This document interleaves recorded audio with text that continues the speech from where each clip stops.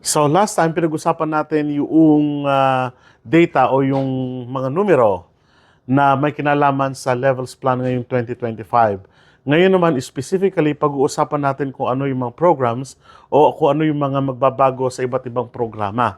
No, lalong-lalo na sa international students, permanent resident applicants, applications o kaya naman dun sa stream or pathway na kung tawagin natin ay temporary foreign workers program. So, isa yun sa mga titignan ngayong 2025. So, sa title po ng CTV News Canada, here's how immigration rules are changing in 2025.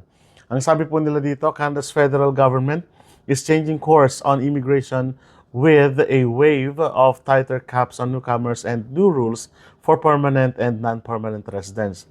The changes come after years of accelerated population growth, a trend Prime Minister Justin Trudeau has attributed to increased immigration to address labor shortages during Canada's COVID-19 recovery. So makikita po talaga natin yung spike o yung trend doon sa pagtaas ng population growth ng Canada, medyo talagang biglaan, ano? Kasi ang sinabi natin, kahit na visitor ka dito sa Canada, noong nakaraan, alam na po natin yan, pwede ka magtrabaho o kaya naman meron kang work permit na hindi kumbaga, na-renew during the time post-COVID, ay na-renew ng madalian, pinapunta yung mga members of the family ng mga nandito na and so on and so forth. So napakaraming program na nagpataas sa number, sa batay sa 10 census, na nagpataas ng population growth rate ng Canada in just a matter of wala pang 5 years, let's say 5 years na nga, wala pang isang dekada talagang umusad na talaga. So titignan po natin, isa-isahin natin yung mga pagbabago na yan. Sisimulan natin sa levels plan, of course, na tukin na natin yan noong nakaraan, pero specifically ang pag-uusap natin ngayon. And then, of course, the permanent residency, temporary foreign workers, at family economy, lahat-lahat na pag-uusapan po natin yan. Pero iisa-isahin ko na lang po, understandable naman po ito, madali lang siya unawain. So titignan po natin, iisa-isahin po natin yan. Hindi ko na po ipapaliwanag kasi nakasaad na po talaga siya, maliwanag na po siya na ito yung mga pagbabagong mangyayari ngayong 2025. This year, Canada is projecting fewer new immigrants to country for the first time since COVID-19 lockdowns. Part of planned immigration, refugees, and citizenship, Canada IRCC says will pause population growth in the short term, according to an October release. Billed as an effort to relieve pressure on housing and social services, the shift will see permanent resident targets lowered 395 from 500, PR targets from 2026 and 2027, 380,000 and 365 respectively. In addition, Canada plans to cool long-term growth in population of non-permanent residents with policy aimed to 1. Shrink the proportion of NPRs, yung tinatawag nating non-permanent residents in Canada, to 5% of the population from 6.5%. Decrease the total number of non-PR population by roughly 445,000 this year and another 445,000 next year, followed by an increase of 17 in 2027. 1,000 po pinag-usapan natin yan, ano? In short, intake of permanent resident and non-permanent immigrants is expected to decrease over the next few years. So, nangangahulugan na talagang paunti decreasing yung approach ng Canada sa 2025. Huwag natin asahan na magbabago ito ngayong 2025, pero hopefully 2026, 2027, although nakita na natin na nagbago at decreasing pa rin, pero sana nga magkaroon ng pagbabago sa mga susunod na panahon. But yung decreasing ay talagang medyo nakaka-stress ng kaunti sapagkat siyempre apektado ng mga nag-a-apply for Canada sa mga susunod na taon at ngayong taon. And take note, alalahanin din natin na mayroon pa silang backlog sa mga nakaraang taon. So, ibig sabihin, ipaprioritize pa nila yung mga backlog nila noong mga nakaraang taon para susunod naman nila yung mga next applicants or applications. Ano? So, will Canada grant PR status in 2025? Federal projections show more than 40% of newcomers and granted permanent rest status this year will be those already residing in Canada as NPR, part of what IRCC is calling its In Canada focus. IRCC says that this year, majority of new PRs will be economic immigrants, with roughly another 25% made up of family immigrants and a remainder set aside for refugees, protected person, and others. Among all those given, PR status in the next year, 8.5% are expected to be French speakers who live outside of Quebec, a proportion expected to rise to 10% 2027. Quebec, which handles some aspects of immigration separately from the federal system, has said roughly 80% of immigrants admitted to the province in the next year are expected to know in France. In short, most PRs will be workers, followed by family members and refugees. A growing proportion or portion of PRs will be French speakers. Tulad din ng nasabi natin noong nakaraan, in-focus muna ang Canada sa pag-PR sa mga taong nandito na. Yun po ang katotohanan yan. Kasi sabi natin, yung backlog nila nung nakaraan ang mga buwan ay parang nasa 1 million more or less. So ganun karami yung kanilang backlog, no? Ibig sabihin, medyo focus sila sa mga naka-apply na, mga work permit na nandito na, nag-a-apply ng permanent residency na nandito na, at syempre yung nasa ibang bansa pa. Yung family sponsorship na kung tawagin natin, pwedeng parents, grandparents, o kaya naman yung spousal sponsorship, family, members of the immediate family, yun muna yung kanilang hihilahin muna as permanent resident dito sa Canada. So, yung mga bagong application ngayon, medyo sabi ko nga, medyo tagilid muna po tayo doon, ano? Okay, what is changing for temporary workers?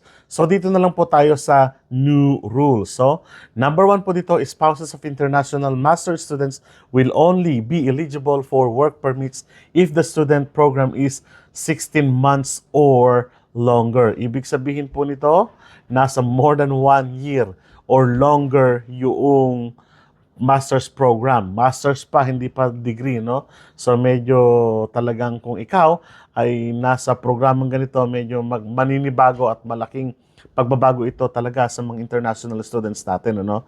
Spouses of foreign workers will only be eligible for work permits if worker is in high risk or high demand sector, no? Dati-rati, kahit nasa kang tatrabaho, basta meron kang work permit a job offered, mabibigyan ka ng LMIA, pasok ka, no? So, sa mga open work status natin, medyo tignan po natin mabuti ito, no? International college and university students seeking post-graduation work permits will need to meet new language competency requirements. Ang alam ko dito, ang sinasabi nila, medyo tataas daw yung English requirements. So, asahan po natin yung mga ganong pagbabago, no? Another one, international graduates from college programs will only be eligible for work permits if they are in field of study linked to recognized labor shortages. Ibig sabihin, yung program na pinasok mo ay mabibigyan ka lamang ng work permit kapag yung trabaho mo o kaya naman yung field ng study mo ay nandoon sa mga labor shortages. Halimbawa, sabihin na natin, ikaw ay, let's say lang, halimbawa lang po admin, tapos pumasok ka, ang shortage pala ng lugar na yon ay nasa administration din. So, pasok ka, mabibigyan ka ng work permit. Parang ganun po ang ibig sabihin niyan, ano? The IRCC website specifies this applies to those with study permit application submitted on or after November 1st, 2024. Those last two changes alone, Immigration Minister Mark Miller says, are expected to reduce postgraduate work permits total of 175,000 over the next 3 years, including this year, no? Meanwhile, Canada's temporary foreign workers program has been reduced in scope. For low-wage jobs, halimbawa po dito, employers now may only staff 10% of their workforce through the program, with some exceptions.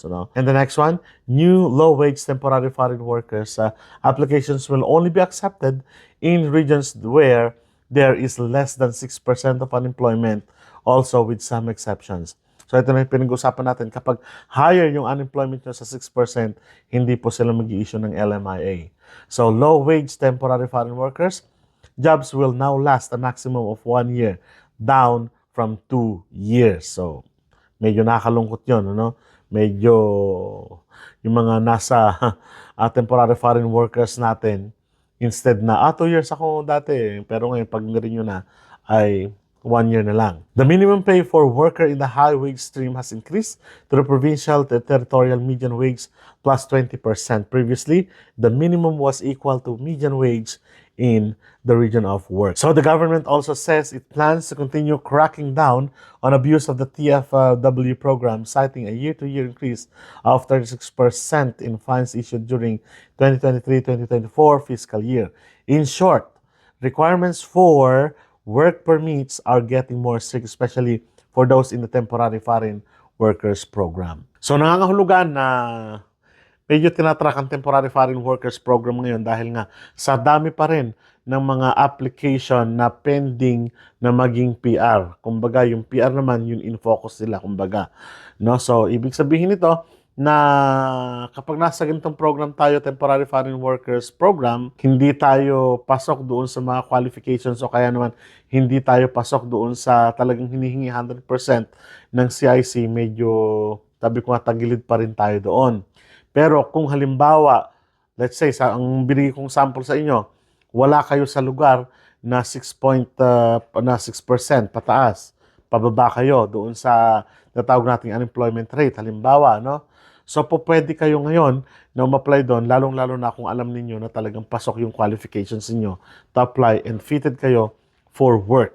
So, ibig sabihin lang po nito na you can 100% say na pwede akong pumunta ng Canada sa pamagitan po ng tinatawag nating mga qualifications that fitted to your qualifications na hinahanap ng mga employer and of course ng provincial and federal government. So what about the visitors on short-term visas?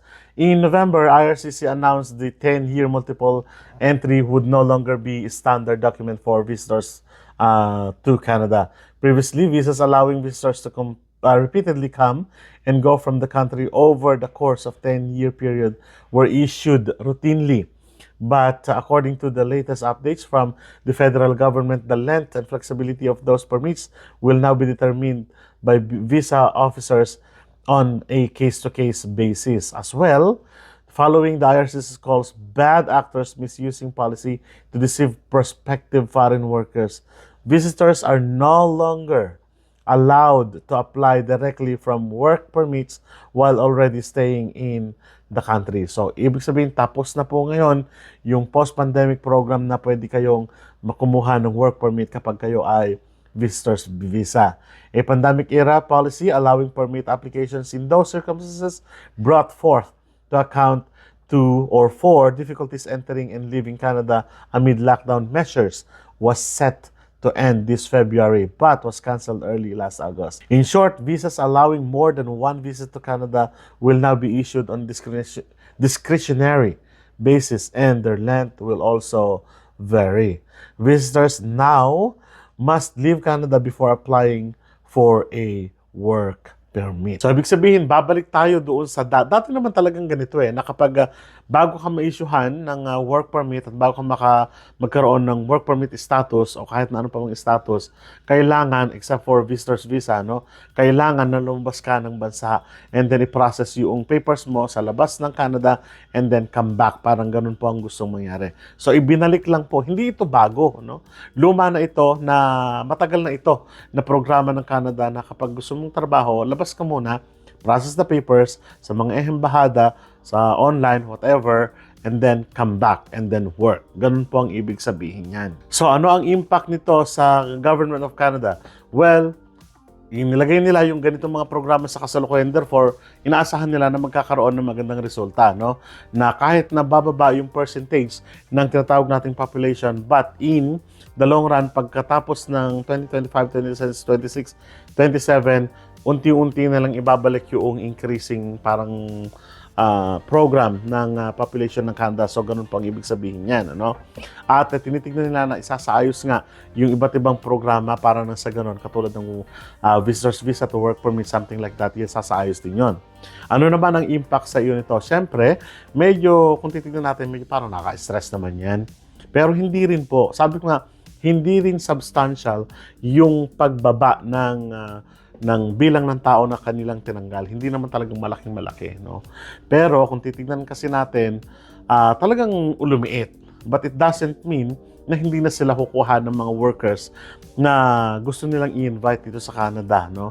At makikita natin sa mga susunod na panahon na mag-a-announce sila ng mas maraming panukala with regards to Immigration Canada na magbe-benefit pa rin syempre yung mga applicants, no? Hindi kayo iniwan ng Government of Canada, hindi kayo iniwan ng inyong pamilya, hindi kayo iniwan ng programa bagkos medyo talagang magtiis-tiis muna kung hindi tayo nakalinya doon. Kung nakalinya tayo doon, well and good, no? Sa iba't ibang programa or stream ng Canada kung yun po ang mamarapatin niyo. So, ibig sabihin lang po nito na may pag-asa pa rin tayo na makarating dito sa Canada as long as, sabi ko nga, 100% pasok yung qualifications na hinahanap nila sa inyo. Ganun lang po ang ibig sabihin na. So maraming salamat po at kita-kita po tayo sa mga susunod na vlog. Hanggang sa muli po, paalam.